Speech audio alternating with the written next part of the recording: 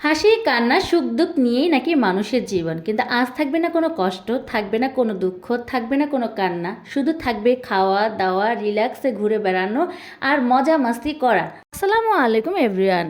আপনাদের এর আগের ভিডিওতে কিন্তু আমি বলেছিলাম যে আজকে আমার মন যেখানে ইচ্ছে আমি সেখানে ঘুরে বেড়াবো, যা ইচ্ছে তা খাবো, কোনো ধরাবাধা নেই। আসলেই তাই। আর বলেছিলাম যে আমি কি জুয়েলারি কিনেছি সেটা আপনাদের নেক্সট ভিডিওতে দেখাবো। তো আজকে আপনাদের দেখাবো, আপনারা কিন্তু বলে দিবেন যে কোনটা কিনলে আমার জন্য ভালো হতো বা সুন্দর লাগতো আমার হাতে। আমি কিন্তু একদম ভিডিও শেষে এটা দিয়ে দিয়েছি, আপনারা কিন্তু দেখে আমাকে কমেন্ট করবেন। মিষ্টি আমার খুব অপছন্দের জিনিস হলো এরকম গরম গরম জিলাপি বানানোর জিনিসটা কিন্তু অসাধারণ লেগেছে আর দেখে খুব খেতে ইচ্ছে করছিল। এরপরে চলে আসলাম আমার পছন্দের একটা জিনিস, উফ, মোমো বানানো হচ্ছে। এত মজার মোমো দেখে কি লোভ বানানো যায়।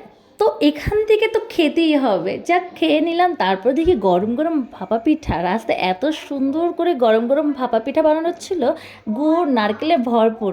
সেখান থেকেও কিছুটা করে নিলাম, দেখলাম যে কেমন লাগছে। এত এত মানুষের সমাগম, এই পা ফালানোর মতো জায়গা ছিল না যে হাঁটবো, রাস্তায় একটু স্বস্তিতে হাঁটতে পারছিলাম না। যেমন দোকানপাট দিয়ে ভরে গেছে তেমন আর কি মানুষের কেনাকাটা। টাকা নেই কে বলেছে, টাকা ঠিকই আছে, হয়তো বা জিনিসের দাম বেড়ে গেছে, মানুষের চাহিদাও বেড়ে গেছে, চাহিদা কমেছে তা না কিন্তু। চাহিদা যদি কমতো তাহলে এত এত দোকান, এত স্ট্রিট ফুডগুলো এত ভালো চলতো না। এত রাস্তার মধ্যে যে এইসব দোকানপাটগুলো বসতে অনেক ভালো ভালো জিনিস এখানে পাওয়া যায় না তা না, হয়তো বা আমরা কিনি না, এর জন্য মনে হয় যে কেমন না কেমন হতে পারে। কিন্তু যারা কিনে তাদের মুখ থেকে শুনেছি অনেক ভালো ভালো জিনিসই স্ট্রিটে মানে পাওয়া যায়। তো তারপর কি করব, ভাবির পেটিকোটের কাপড় দরকার ছিল, এজন্য আমরা একটা দোকানে চলে গেলাম, পরিচিত এক দোকানে। সেখানে গিয়েও দেখলাম যে বাবা একদম আগুন লেগে গেছে, মনে হয় গজ কাপড়ের দোকানেও 70-80 টাকা গজ নাকি এই নর্মাল কাপড়গুলো, যেগুলো কিনা কিছুদিন আগে 40-50 টাকা গজ পাওয়া গিয়েছে। কোনো কিছুর আসলে দাম কমেনি, এত পরিমাণে বেড়ে গেছে। কিন্তু প্রয়োজনের তাগিদে মানুষের যেগুলো দরকার সেগুলো তো নিতেই হবে, কিছু করার নেই। মেয়ে মানুষ বলে কথা, এক জায়গায় গেলে আরেক জায়গায়, আরেক জায়গায় গেলে আরেক জায়গায়, মানে ঘোরাঘুরি আছেই। গজ কাপড় কিনতে না কিনতে আবার শুরু হয়ে গেল কি, যে আমরা একটু জুতা দেখবো। তো জুতো দেখলাম, সুন্দর সুন্দর জুতো দেখছিলাম, সেগুলো আসলে ভিডিও করা হয়নি।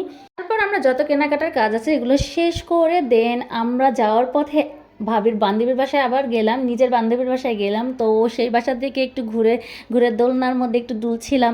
ছোটোবেলায় এরকম দোলনায় দুলতাম, কী যে ভালো লাগতো। এখন অনেক বছর হয়ে গেল এইভাবে দোলনায় দোলা হয় না। আগে পার্কে গেলেও আমি দোলনা খুঁজতাম যে কোথায় একটা দোলনা পাবো আর সেখানে আমি দুলবো। ঘরের ডেকোরেশনটা কিন্তু খুব সুন্দর করে করেছে, নতুন করে উঠেছে। তো গতকাল তো আর কিছু পেলাম না। তারপর আবার পরের দিন বের হলাম, মনে হয় একটা যুদ্ধ শুরু হয়েছে। মানে আমার ভাবি এর আগের দিন এই দোকানটায় দেখে আসছিল ওই জিনিসটা, সেটা আমি নিব আর ওইটাই আমার লাগবে। এই জন্যই আসলে এত ঘোরাঘুরি, নয়তো অন্য যে কোনো জায়গা থেকে নেওয়া যেত। ভাবি এমনভাবে বলেছিল যে খুব ভালো লেগেছে তার রিংটা। আর আমার অনেক দিনের একটা শখ ছিল একটা ফ্লাওয়ার রিং, তো ভাবলাম গিয়ে দেখি। তারপর যাওয়ার পরে দেখি আরও একটা ডিজাইন পছন্দ হলো, যেটা আমার হাতে দেওয়ার পরে খুবই ভালো লাগছিল আমার।